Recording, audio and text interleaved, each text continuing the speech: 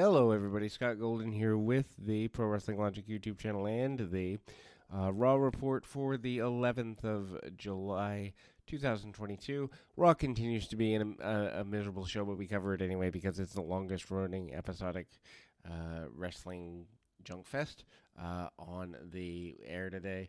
Nearly 30 years, and well, what else would we cover? Anyway, so much talking. That'll make the show go by quickly. Lesnar enters, kicking off the show. He's in a good math. He laughs around things. He removes his cowboy hat, and basically Lesnar says Roman Reigns has been living high on the hog since WrestleMania. He says pigs get fat, hogs get slaughtered, and he admits to being ready to slaughter him. Lesnar then says a little bit more when Heyman interrupts. Lesnar responds, speaking of hogs, the crowd tells Heyman that he is horrible, and the last man standing match at SummerSlam favored Lesnar. Heyman then said Reigns dominates people, technically by pinning and submitting them. Lesnar just destroys people. For 20 years, Lesnar seems content sending people to the morgue. Heyman says that Reigns said he'd still be champion for almost 700 days, and that's the one streak that Lesnar would not end. Heyman had to train Reigns to stick his hand up Lesnar's tail and pull out his heart. He'd do just that. Theory interrupts. He plans on taking the title back. He plans on taking back the U.S. title at SummerSlam from Bobby Lashley. After the Universal title match, he'd walk out of the ring, place his foot on the champion's chest, and then declare the new champion. Lesnar invited him into the ring, and they teased that. Theory then replays a video from the Elimination Chamber of Lesnar giving him the F5 off the top of the pod. Theory then shows the replay as a warning to Reigns. He also says to Lesnar that he doesn't forget. Chad Gable and Otis appeared, and they are at ringside. Theory instructed them to attack Lesnar, calling them cockroaches. Gable chop blocked Lesnar, and Otis attacks, but then takes no real effort. Lesnar F5s everybody and suplexes Gable and puts on his cowboy hat and goes away. For the upcoming match, Damian Priest notes that Rey Mysterio Jr. is celebrating his 20th anniversary at Madison Square Garden in a few weeks. And the crowd cheers. That's just sad. I mean, imagine being 20 years of your life with a company like WWE. I feel really bad for a guy as talented as Rey. Anyway, Priest said Mysterio finished and informed Dominic that his father had nothing left but a few cheap tricks. Priest then invites Dominic to join Judgment Day, which actually would be kind of interesting to see father versus son at some point. Maybe that's where they're going. Anyway, Balor then calls Rey a legend, but mocked him and played a replay of what they did to fellow legend Edge. Balor then said Edge wasn't coming back and called him a bad leader. He calls out Rey and calls him a bad leader and a bad father. Rey decks Balor, and off we go. Finn Balor with Damian Priest defeats Rey Mysterio Jr. with Dominic Mysterio in just about 10 minutes time.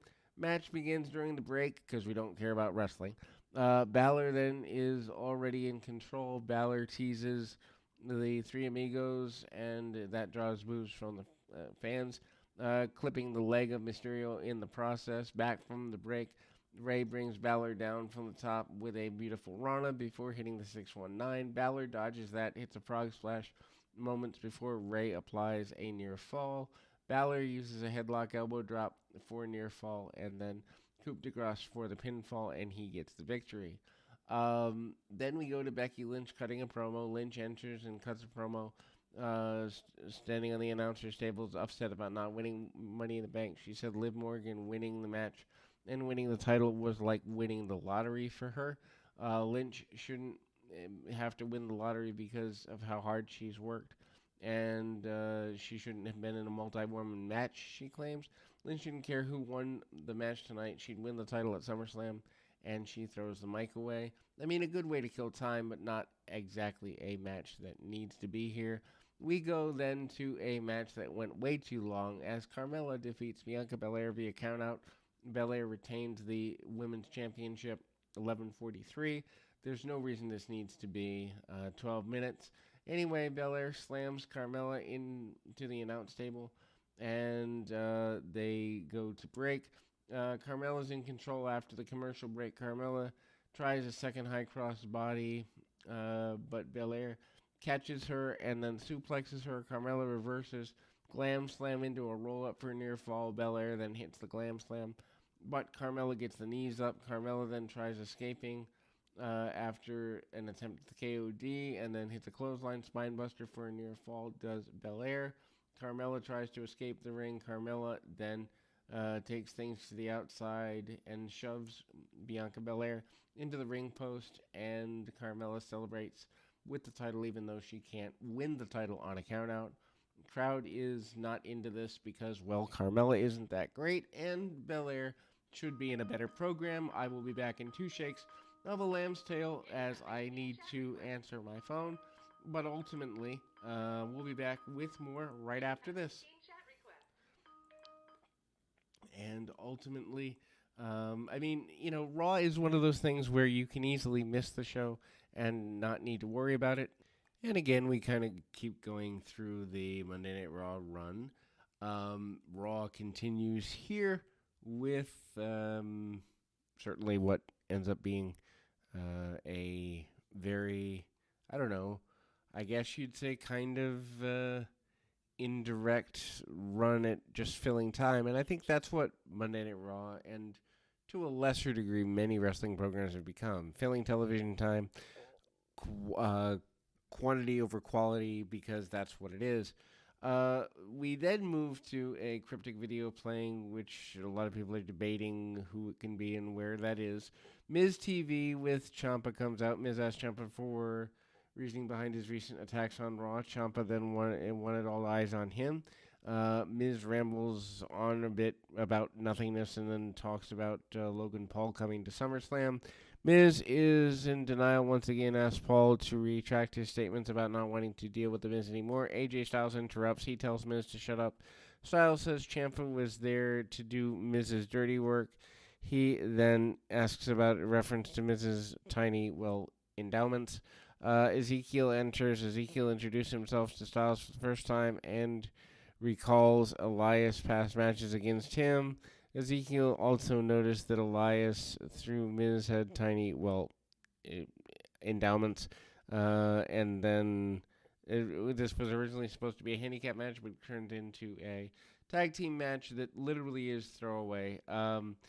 AJ Styles and Ezekiel defeat The Miz and Ciampa via disqualification 11:38. Ciampa definitely being wasted in this way. Heels work over Ezekiel before and during and after the break. Styles gets back in and goes after The Miz with a gutbuster, and for near fall, Styles then comes back and takes Ciampa off the apron before Miz hits a low DDT for near fall. Styles then reverses skull-crushing finale into a fireman's carry neckbreaker.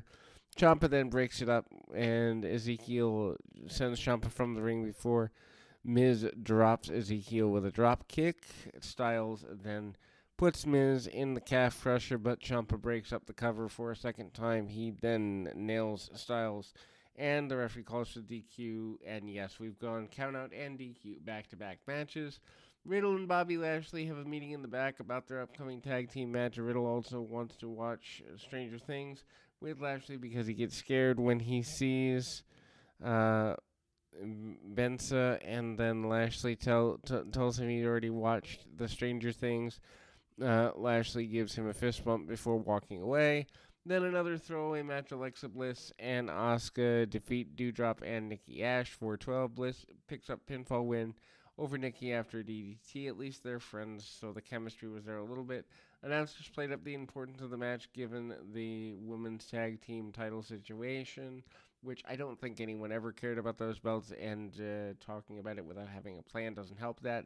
We go into the third hour. The Usos cut a promo. They called themselves Broken Record, coming out on SmackDown and Raw saying the same things over and over, which basically is burying creative, which I love. Anyway, Street Profits interrupt, and they said the Usos gave them everything they had at Money in the Bank, but Montez Ford Shoulders was still off the mat. R-Truth interrupts. He wants the teams to get along and calls San Antonio the city of brotherly love. Not quite.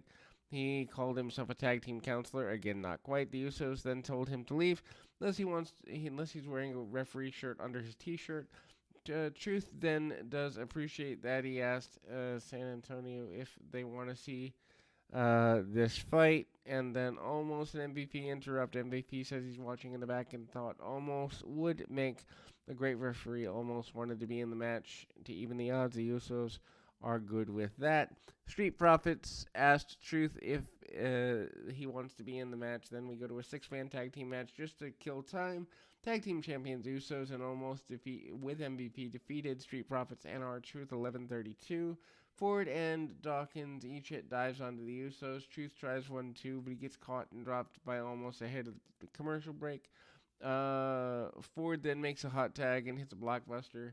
Standing moonsault for near fall, almost cuts him off and hits a dive attempt.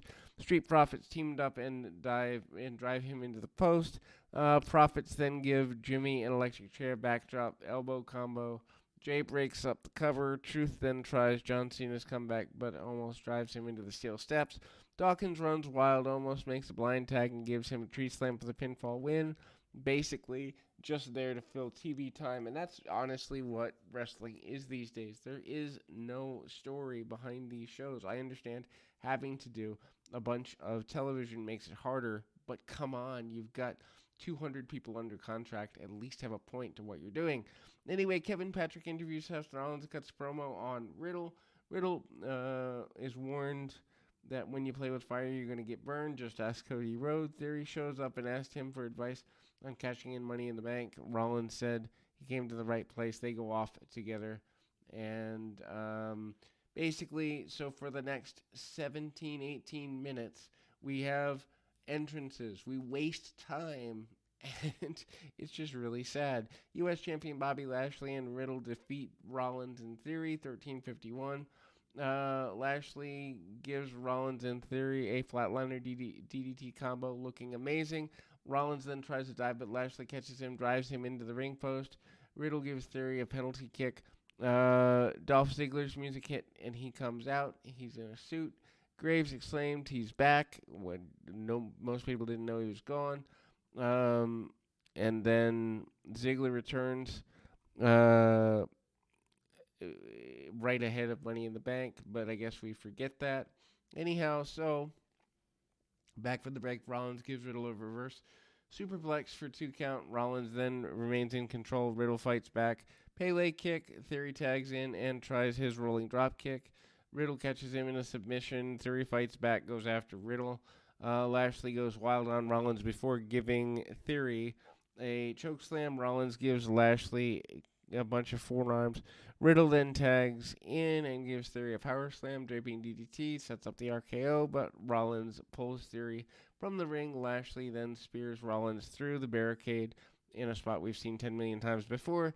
Theory then tries to pin Riddle with his feet on the ropes, but Ziggler pushes him off. Theory is stunned. Riddle uses distraction to give an RKO pinfall win. Crowd is big on the finish, and then, ultimately we close the show there. But again, Raw is just abysmally bad unless you have very low standards. We'll be back with more right after this.